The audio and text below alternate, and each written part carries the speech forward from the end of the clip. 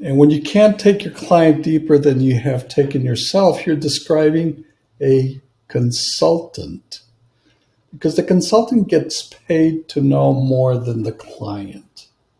He's he's the knowledge person. And if you can't take him further, then you're taking yourself, then you're not a consultant or a poor consultant. The coach, on the other hand, is not the expert. He is actually a very good observer, observing the situation, observing the client, and observing guidelines and observing accountability. Actually, going back to Plato, which is the founder of all coaches, he was the smartest man in Athens, and he was the smartest man because he did not know anything, he said. Well, I take it a little bit further. We don't know anything yet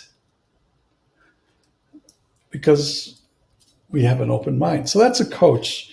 And also, as I've noticed, researchers, or as I call them, authors, know quite a bit, but they don't practice it, from my observation. Showing up as an investor for the last 30 years, consulting for as many years, coaching businesses for the last 15 years, and I started a mentoring program 5 years ago. Coaching has been very good for me. So is consulting, so is investing, so is mentoring. And I've become a better person because of that, because I'm able to observe what works and observe what doesn't work and take what does work and apply it to myself and apply it to other people that I connect with as much as I know, and then continuously be curious, to ask the questions. And that's the essence of an explorer, to continue exploring and at some point be willing, like you say, Nance, to be willing to go to, I call it a higher level. Why deeper? I don't know. Go to a higher level. Deeper is for other people. And that's when you reach the summits. The differentiator is not so much how well you understand yourself. The client doesn't care. But what does matter is how you prepare yourself for that particular moment. It's that preparation that makes the difference. It's whether you're rested, whether you sleep well, whether you meditate, whether you anticipate, whether you mentally, physically, and emotionally prepare for the moment. That's the preparation. Now, that may be a combination of maybe understanding yourself, but that's secondary. Primary is how you show up in those three dimensions.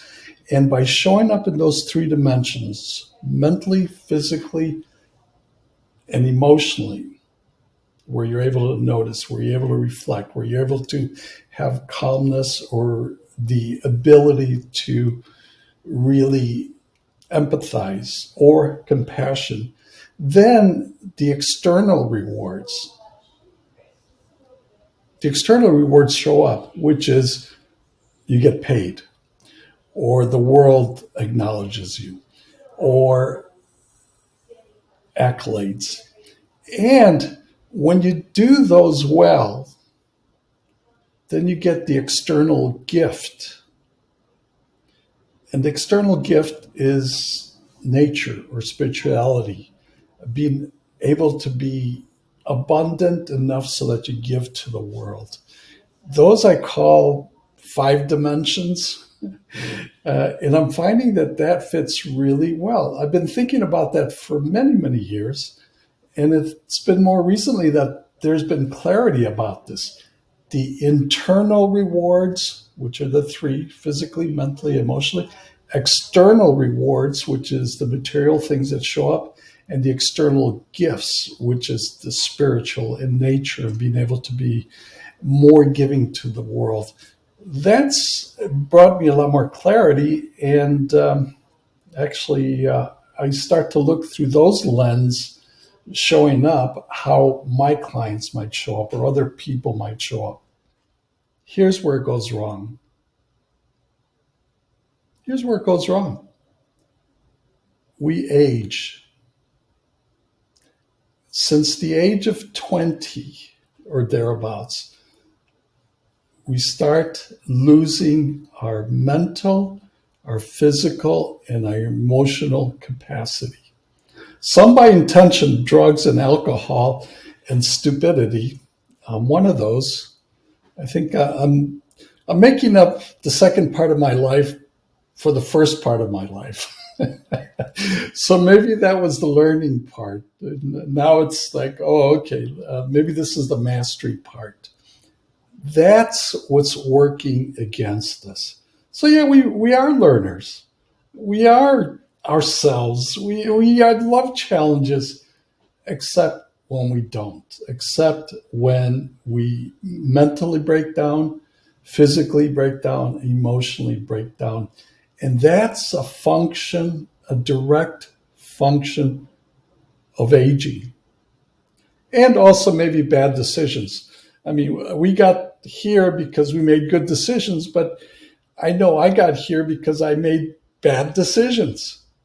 So now I get the chance to make good decisions. I'll make some other bad decisions, but I'm getting better and better at this game of life, except for that one thing: aging. We're aging. There's a clock ticking. And the more that we're there, the more that we become a lesser person than we were before. Maybe not yesterday, but maybe lesser than last year. And the pandemic showed us, oh, we're not immortal. Some of us died. I know that some of my peers passed away. That shocked me too. But for ourselves, we need to show up better. The problem is we don't know how. We don't know how. And there are books about that, how to do that, but it's still not affecting the major problem that's at the bottom of this is aging. Aging. Our neurons are aging. Our neurons are not connecting, which causes dementia, Alzheimer's, and other diseases. And when you start to melt the brain, you start to melt the body, you start to melt the emotions and the relationships, and that accelerates death. Now, the key here is not a longer lifespan, but a health span. And I think we're just at the beginning of that.